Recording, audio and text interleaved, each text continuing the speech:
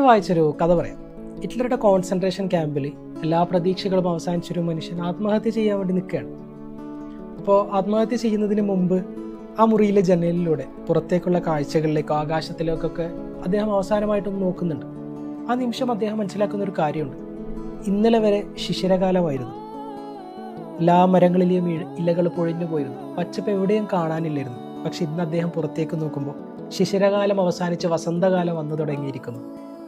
മരങ്ങളിലെ പച്ചപ്പ് വന്നുകൊണ്ടിരിക്കുന്നു, ഇലകൾ വന്നു തുടങ്ങിയിരിക്കുന്നു. ആ നിമിഷം അദ്ദേഹം മനസ്സിലാക്കിയൊരു കാര്യമുണ്ട്.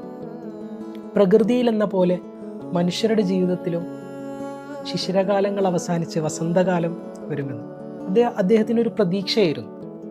അങ്ങനെ ആത്മഹത്യ ചെയ്യാൻ ഉദ്ദേശിച്ച അദ്ദേഹം അതിൽ നിന്ന് പിന്തിരിയുകയാണ്. സന്തോഷത്തിലും സങ്കടത്തിലും ഓർക്കാൻ പറ്റുന്നൊരു വാചകം എന്താണ് എന്ന് ചോദിക്കുമ്പോൾ ബാബർ പറയുന്നൊരു മറുപടിയുണ്ട്: ഈ നിമിഷവും കടന്നു പോകുമെന്ന്. നമ്മളെപ്പോഴും മനസ്സിലാക്കേണ്ട ഒരു കാര്യം, നമ്മുടെ ജീവിതത്തിൽ ഇപ്പം ഏറ്റവും മോശമായൊരു കാലഘട്ടത്തിലൂടെയായിരിക്കും കടന്നു പോകുന്നുണ്ടാവും, അല്ലെങ്കിൽ ഏറ്റവും സന്തോഷമുള്ള ഒരു കാലഘട്ടത്തിലായിരിക്കും. അപ്പോൾ നമ്മൾ എപ്പോഴും ഓർത്തു വെക്കേണ്ട ഒരു കാര്യം, ഈ നിമിഷവും കടന്നു പോകും എന്നുള്ളതാണ്.